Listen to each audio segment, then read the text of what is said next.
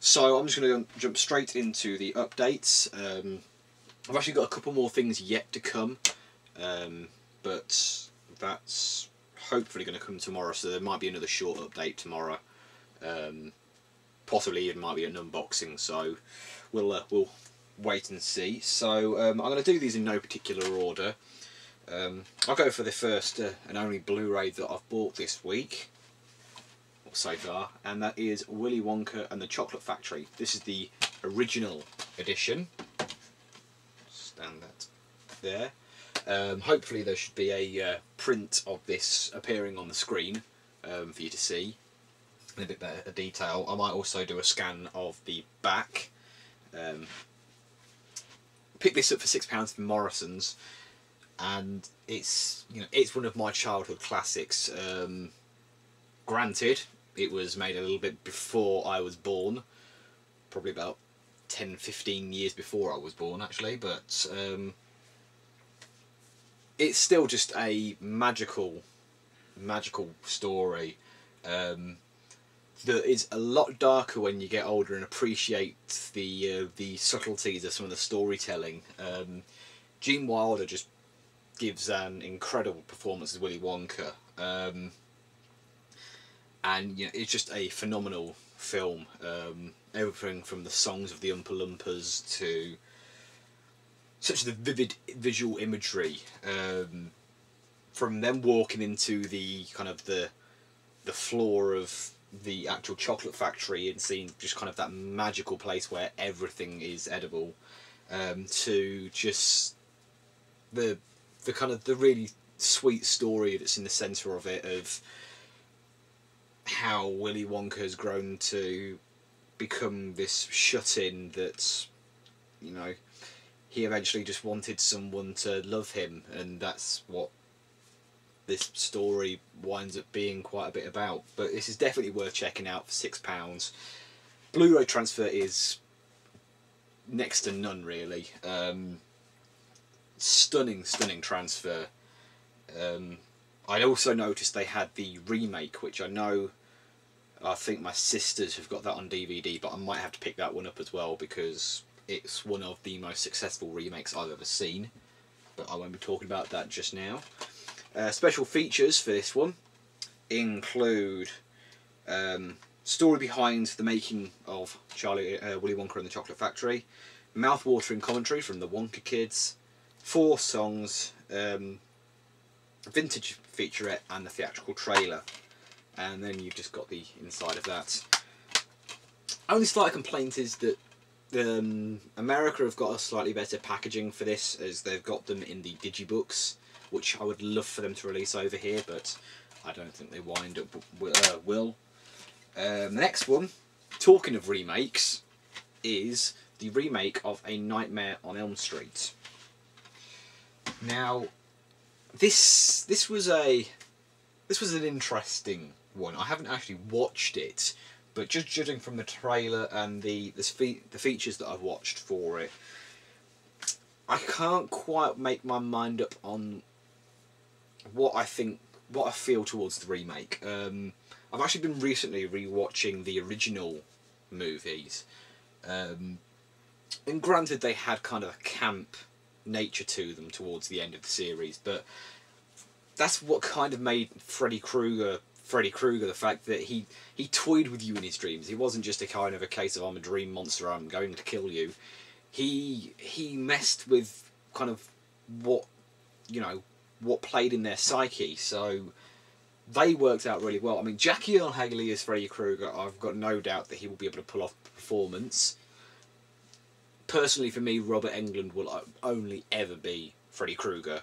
There is no one else that's actually going to take his crown. But I've got no doubts that Jackie Earle Haley will play it very well. I mean, he played Rorschach in Watchmen, and he was one of the most addictive characters of Watchmen.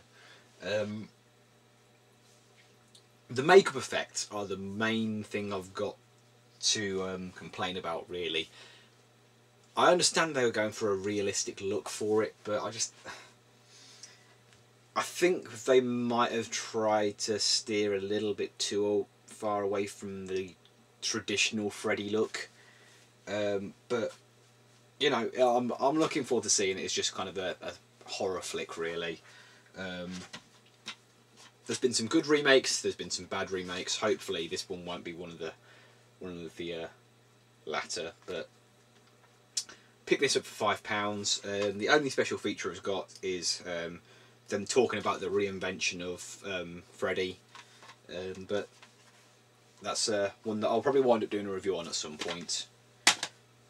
The next one is a pack of movies that I picked up for £4.99 from the Works, and it's the Epic Adventures set. This consists of 3 miniseries, all in little slim packs. Again, I'm really behind on these. I haven't watched any of these. They consist of The Odyssey, Merlin, and Jason and the Argonauts. This isn't the original, this is the miniseries. Looking forward to checking them all out because I enjoy these kind of historical epics. But yeah, just looking forward to checking them out. They've got some big actors in them. Sam Neill, Helena Bonham Carter, James Earl Jones, Rutger Hauer, Dennis Hopper, Isabella Rossellini, Martin Short. Definitely looking forward to checking these out, and I will probably wind up again doing a review on at least 2 of these, if not all 3. But they all run in about 3 hours in length. Next up, also from the Works, I picked up Sherlock Holmes: An Incident at Victoria Falls. This is a kind of a rare one. This features Christopher Lee as the sleuth himself, and Patrick Macnee as his faithful Watson. Again, this one runs about 3 hours in length, and again, I haven't watched it yet. This is one that was based on a book that was written after Arthur Conan Doyle's death. So technically it's not in the official Holmes canon, because I only judge Conan Doyle's stories in the official canon. Everything else outside of it is kind of passionate fans doing what they want to do with the stories. But again, looking forward to checking this one out. Christopher Lee's in it, so I'm sold already. Picked this up for £2.99, which is a bargain. There is a second Sherlock Holmes story with Christopher Lee in that's been released. Sherlock Holmes and the Leading Lady, so I'll definitely need to check that one out at some point as well. But that's Sherlock Holmes: An Incident at Victoria Falls. Next up, we've got a music DVD, and that is AC/DC Live at River Plate. Now, I have actually watched this, and what a concert. The electricity that must have been in the audience of that concert is incredible. AC/DC give one of the best performances I've ever seen them give on a DVD. This is from their Black Ice tour, so they do perform a few tracks from it. Not quite as many as I would like them to have done, but hell, we can't have everything. The concert runs about 2 hours in length. Couple of features. One is the tour animation, and the second one is kind of discussing the fans of AC/DC in I think it's Argentina. Yeah, Argentina, where this was shot. This is the first concert to be shot in HD for AC/DC, so there is a Blu-ray available as well. But this is definitely worth checking out. Fantastic music. The audience is just on fire, and they perform some of their greatest songs, and Angus really lets rip with some of the guitar solos. So this is definitely one to check out. The next one I've got is another one that, surprise surprise, I have actually watched, and that is The King's Speech. Well, for once, I've got to agree with the critics. This is a phenomenal film. This is one of my favourite films, I think, ever. It's so well acted. The story is a engaging story of King George VI's adversity, overcoming an adversity of his speech impediment, and it's just a really nice basic story of two men's friendship, really. Just fantastic film. Colin Firth, Geoffrey Rush, Helena Bonham Carter as the future Queen Mother, Timothy Spall, who kind of steals the show for me at times as Winston Churchill. Many people have seen him as a bit of a caricature of Winston Churchill, but personally I thought his performance was excellent. And many of you will actually be surprised if you watch a sitcom called Outnumbered, that the little girl that's in that is actually playing our future Queen. She plays Princess Elizabeth. But I cannot recommend this highly enough. I'll be doing a review of this at some point. But just fantastic film. Everyone out there should be seeing it, and personally I think it's something that should be shown in history lessons, because it's sure some of it's dramatised, but it's just a fantastic film. That's the King's Speech. If you haven't already guessed already, I loved it. And then finally for the update, this is one that I actually got today. I'm a little bit miffed because the packaging's a little bit battered, but I will see through that. And I'm jumping into my childhood again.